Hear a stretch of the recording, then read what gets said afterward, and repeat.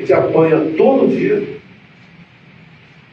de uma imprensa que não tem muita má fé e ignorante também nos assuntos. Não procura saber por que comprou aí os seus 50 mil comprimidos de Viagra. Mas faz parte, como no ano passado apanhei muito, né? Eu apanhei por ter gasto alguns milhões com leite condensado. E o leite condensado era para a presidência da República. Então fizemos as contas ali, dava alguns milhões de leite condensado para eu usar aqui. Mas isso é todo dia, é toda hora, porque isso tem um método, tem um objetivo. E a gente se incomoda. Tá aí, eu quero ouvir o Bombig. É perseguição da imprensa essa história, Bombig? Aliás, a novidade desse caso, ele nem citou aí da prótese peniana, né? Eu não sei se ao longo do evento todo ele chegou a citar, mas também foi descoberto isso, que eles compraram 60 próteses, né, também das Forças Armadas, e com um valor muito maior do que era, algo também que está sendo alvo de investigação, ou pelo menos de pedido de alguns parlamentares para que isso fosse investigado. O que você acha, hein, Bombig? É exagero da parte da imprensa? A imprensa está fazendo o papel dela, né? Como fez no caso do MEC, como fez na vacina, né? Na vacina indiana e tudo mais. É fiscalizar o poder público, porque afinal é dinheiro público. O presidente continua insistindo nessa tese de que ele e o governo dele não devem prestar conta à sociedade como gastam o dinheiro de todos. Isso derruba, a meu ver, de largada esse argumento de crítica à imprensa. E acho também que ainda precisa de mais dados, né? A defesa que ele faz, simplesmente dizendo que é para combater as doenças, precisa de mais dados, né? Porque o número não é pequeno, é uma quantidade muito grande, né? E há também outras, esse caso do Viagra, ele vem na esteira, por exemplo, da cerveja de picanha, para as Forças Armadas, também chamou muita atenção. Tem o caso do leite condensado, tem o caso do que a gente chegou a comentar aqui, né? Do catering das viagens presidenciais, né, nos aviões. Então, quer dizer, essa falta de transparência e esse volume muito alto, que chama atenção à primeira vista, obviamente, necessitam de mais explicação, né? Simplesmente o presidente aparecer lá e dizer, olha, somente para casos de tratamento de reumatológicos, sem dar números, sem dar detalhes, sem apresentar dados mais consistentes, não convence, como esse e em outros casos. Aí ele joga na confusão, apontando a questão do leite condensado, que aí sim, esse foi um caso meio complicado, né, porque depois parece que tinha baixado o preço, a compra tinha sido reduzida, enfim, ele faz o que costuma fazer sempre, né, dividir, né, jogar a opinião pública contra a imprensa, e buscar um outro caso do passado que supostamente embasa e coloca por fim essa denúncia, esse caso dos medicamentos que precisa ser melhor explicado. É um volume muito grande, precisava das forças serem mais transparentes, né? Sei que não é simples exigir transparência total, né? Porque é uma questão estratégica de defesa do país das Forças Armadas, mas nesse caso não é o presidente que tem que sair fazer defesa política.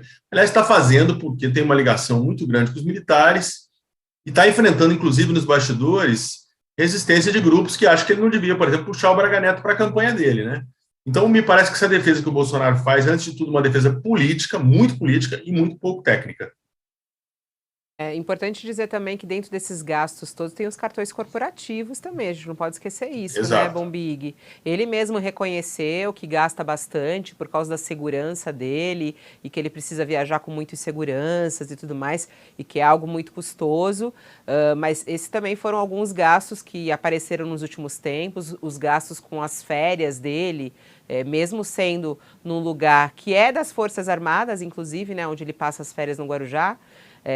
O gasto é muito grande, mesmo sendo, não está pagando estadia, nada, mas é um gasto grande. Isso também está na conta do que precisa ser investigado, né, Bombig? Totalmente, e no momento de muita carestia no país, né? A gente o Chico Alencar estava até brincando, né, do preço do ovo de Páscoa, a dificuldade que todo mundo está enfrentando no Brasil nesse momento. Então, quando você olha esses gastos da presidência vultuosos, com transparência quase zero, né? É óbvio que chama atenção.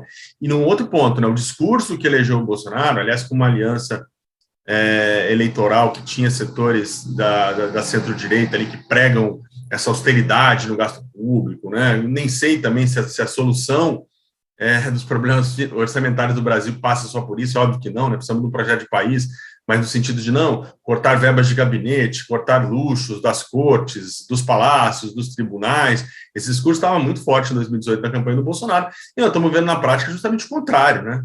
Nós estamos vendo, são sinais, né?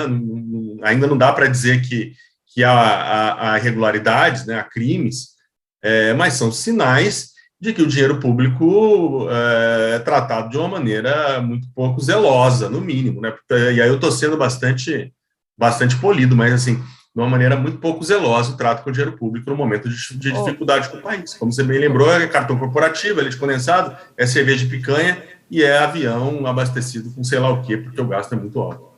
Ô, Bombig, até tem uma pergunta da Wanda aqui que eu achei até bem interessante a gente colocar rapidamente aqui. Ela fala o seguinte: isso afeta mais a imagem das Forças Armadas ou do próprio Bolsonaro? Porque, como a gente está nesse momento forte de polarização, eleição, cai tudo no colo do Bolsonaro. Mas isso é algo que mancha, é mais uma mancha para as Forças Armadas, mais um arranhão? Acho que sim, eu acho que afeta as imagens das forças. O que a gente conseguiu acompanhar de repercussão desse caso, né, seja entre colegas, né, que a gente respeita muito, seja nas redes sociais e seja no Congresso, né, um desgaste grande para as Forças Armadas.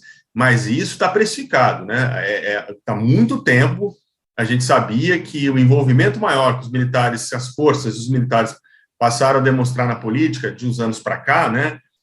A gente tem que lembrar o quê? Ali da redemocratização em 85, os militares saíram um pouco da política, se mantiveram assim durante muito tempo durante os mandatos do Fernando Henrique. Eu acho que também durante o mandato do Lula, né, um pouco apartados da esfera da política, ou do debate público, digamos assim, e isso começa a ganhar força no segundo mandato da presidente Dilma, né? Teve aquela famosa tuitada do Vilas Boas na véspera do julgamento do Lula e outras manifestações políticas, até um envolvimento direto na campanha do Bolsonaro. Então, quando as forças se envolvem diretamente no debate público, no debate político eleitoral, é natural que agora ela também não pode reclamar que a sociedade encontre, no mínimo, uma desconfiança, uma suspeição nesses gastos. É ruim para a imagem das forças, né? No momento em que ela está assim, inserida no debate público.